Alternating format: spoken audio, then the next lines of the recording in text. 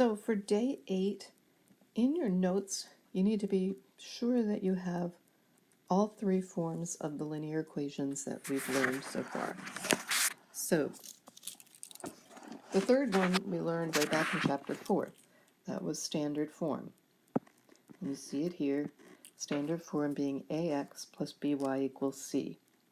Do you remember with standard form that the a and the b are not 0, and also the a cannot be negative, and a, b, and c, all 3 of them have to be integers, meaning they can't be fractions, they can't be decimals. So that was standard form. We're going to work with that in this video. Now, we also learned on day 7 what point-slope form was, and we learned in section 5.3 what slope-intercept was. You got to have a really good understanding of each equation and know them by the names. So if I said to you, put this in standard form, you know exactly which form to put it in. If I said put it in point-slope or put it in slope-intercept, you're going to know what I'm talking about. So, in this section, I'm going to be giving the equations, and I'm going to say, for some of them, I'm going to say put it into standard form. So let's try one of those. If I give you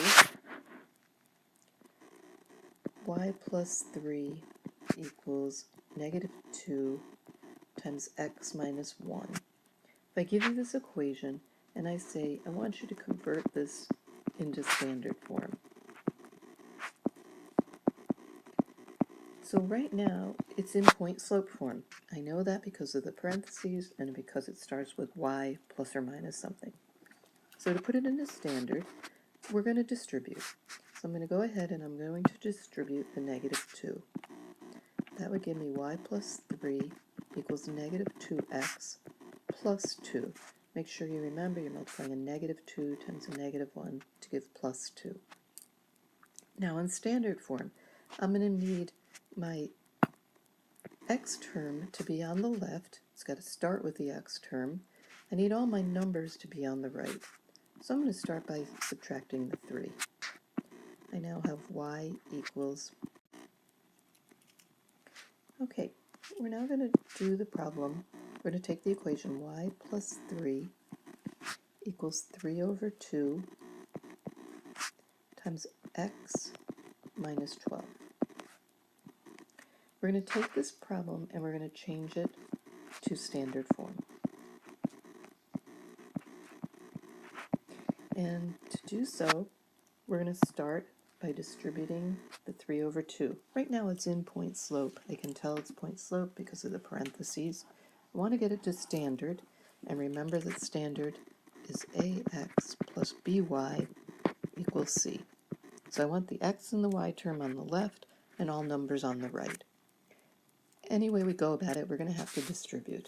So I'm going to distribute the 3 over 2. I have y plus 3 equals 3 over 2x minus, I'm multiplying 3 over 2 times 12 over 1, and that will give me 18. So minus 18. Now I'm going to go ahead and move the number to the right. So I'm going to subtract 3 from both sides. Y equals 3 over 2x minus 21. Next thing I need to do is to get this x term to the left, and since it's positive 3 over 2x, I'm going to subtract 3 over 2x from both sides. When I do, I'm going to put it as the first term.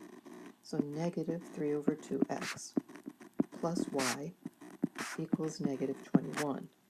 Now everything's in the right order, the x term, then the y term, then equals, and then the number. But I've got 2 more problems. I'm starting out with a negative term. My x term can never be negative, so to fix that problem, I'm going to multiply everything by negative 1. And I do have to multiply everything. So that's going to give me a positive 3 over 2x minus y equals positive 21. My next problem is that I can't have a fraction anywhere. None of these terms can have a fraction. So to get rid of the fraction, you always will multiply by whatever the denominator is. So I'm going to multiply everything by 2.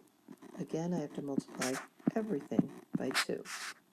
This will give me 6 over 2, which is 3x minus 2y equals 42. And that is now in standard form. It's passed all the requirements for being in standard. No fractions, no decimals, first term's not negative, and everything's in the right order. That's in standard form. Now my last problem, I'm going to take an equation. Let's start with y plus 2 equals negative 1/3 times x minus 6. And this time I just want to convert to slope-intercept, which is actually quite a bit easier.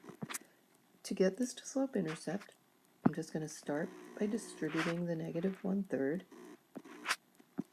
That'll give me y plus 2 equals negative 1/3 x plus 1/3 times 6 over 1 is 2. The only thing I need to do to get it into slope-intercept is to get the y alone, so I just subtract 2. Y equals negative 1/3 x plus 0, which doesn't have to be written in, so this one is now in slope-intercept and would be done.